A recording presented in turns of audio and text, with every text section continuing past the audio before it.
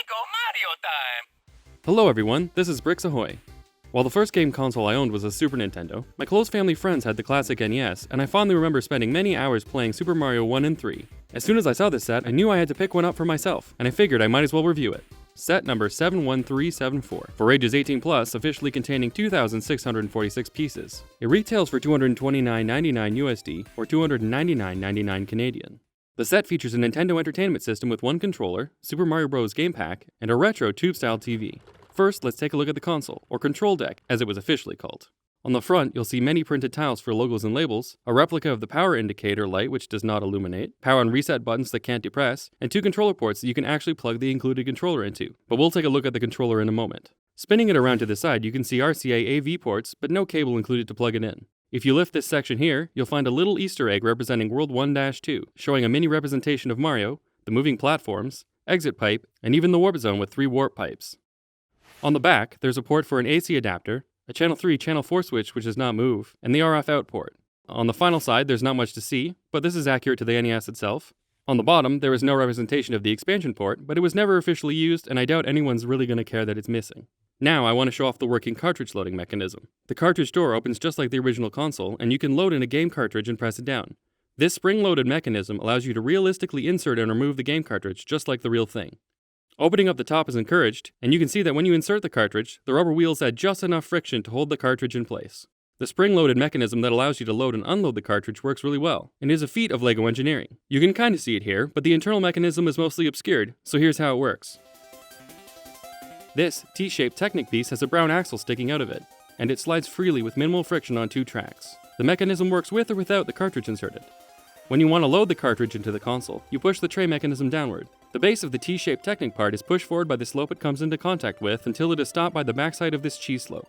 Because the mechanism is spring-loaded, as you release your finger, the tray moves back upward, stopping after making contact with the tan and orange pieces built on an angle. This keeps the T-shaped part locked in the middle of the track, which holds the tray down. You can push down again, and the T-shaped piece will be shifted forward by the cheese slope. As you lift up, the spring again lifts the whole tray upward, and the brown axle comes into contact with the underside of this curve, and the T-shaped piece moves back into starting position using gravity. And that's how that mechanism works.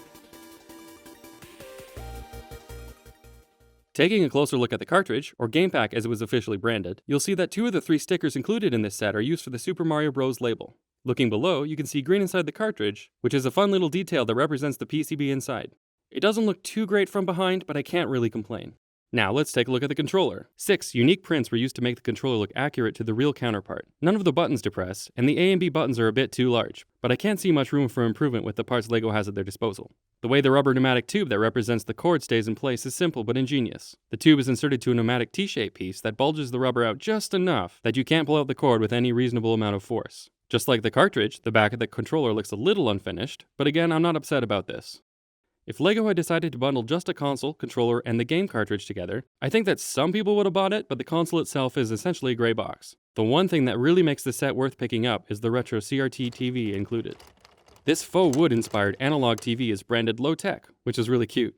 There's an RGB print which isn't in the standard red, green, blue orientation, prints for the channel select knob, UHF, VHF button, on-off, and volume, brightness, and contrast knobs really add a sense of realism to the front of the TV. The volume knob makes a clicking sound as you turn it because attached to the back of the knob is a gear. The teeth of that gear collide with a flexible plastic piece that clicks against it. On the front left of the TV, there are a bunch of 1x1 plates that were a bit of a pain to get aligned, but make up a pretty convincing speaker grill. While the game cartridge and controller may have looked a little unfinished from behind, the same can't be said about the TV. They didn't skimp out and included lots of details, including plenty of unlabeled but period-appropriate ports. There's an articulated antenna that doesn't telescope, but you can point it in a number of different angles. Taking a closer look at the third and final sticker in the model, you'll see a number of Easter eggs. Just ignore the anachronistic typeface choice, Myriad Pro, which wasn't available until the year 2000. The model number is the same as the LEGO set number, a very low 9 Hz or 9 studs per second scrolling speed. The aspect ratio is an accurate 16 bricks wide by 14 bricks tall. The manufacture date is the same date that the NES was released, July 15th, 1983. I'm pretty sure that these are the initials of LEGO employees, and what I'm assuming might be their birth dates. Dare McCabe, Anthony Palomaro, Pablo Gonzalez, Leon Pienberg, Benjamin Ma, and more that I couldn't identify.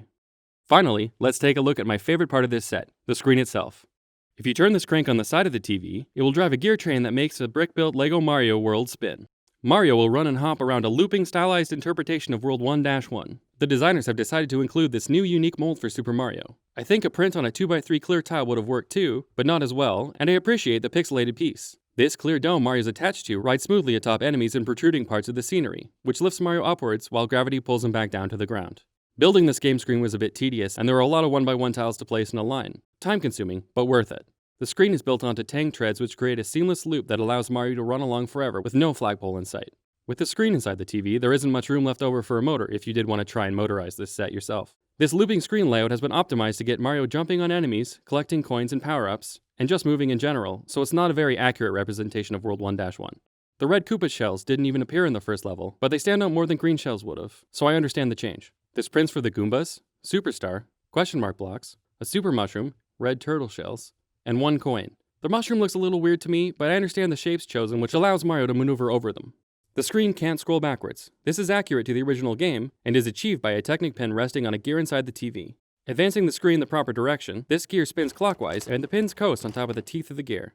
When you try to spin it backwards, the pin clashes with one of the gear's teeth, and stops the mechanism in place.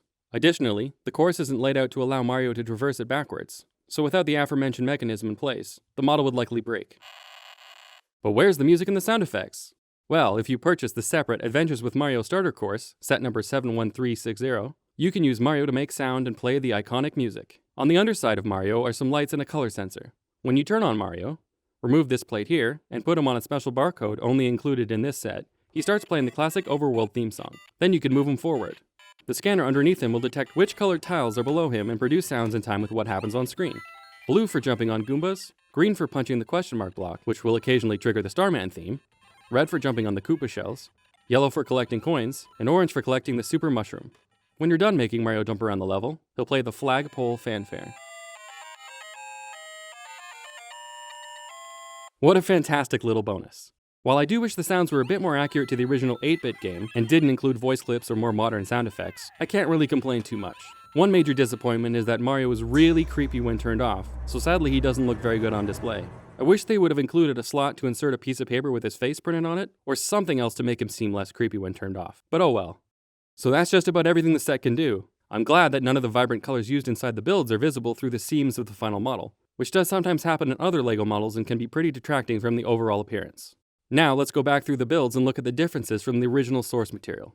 The console itself is a bit smaller than it should be overall, but proportions seem pretty good. I'm assuming they base the scale around these inverted slopes, as there are a lack of similar, suitable pieces at other sizes. The power light indicator is too big, the hinges that open the cartridge door shouldn't protrude at all, the controller ports are a different shape to be able to connect to the LEGOified controller, and all of the ports should be labeled, but some of them aren't.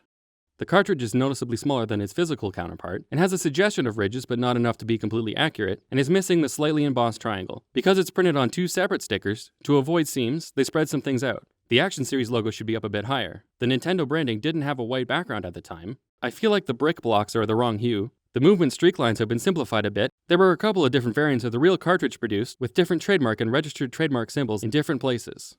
For the controller, the overall size is quite accurate, but the red A and B buttons stood out as being too big. I think the lack of a slight perimeter around them was one of the first things my eyes noticed. They should also be concave, but there aren't any other LEGO parts available that would do a better job of replicating these buttons. The bottom corners of this controller are chiseled inwards, while the real controller is very rectangular. The other thing that looks odd from most angles are the start and select buttons. While these parts are rounded and feel like the real buttons on your thumbs, the black circles that attach them to the controller really stand out.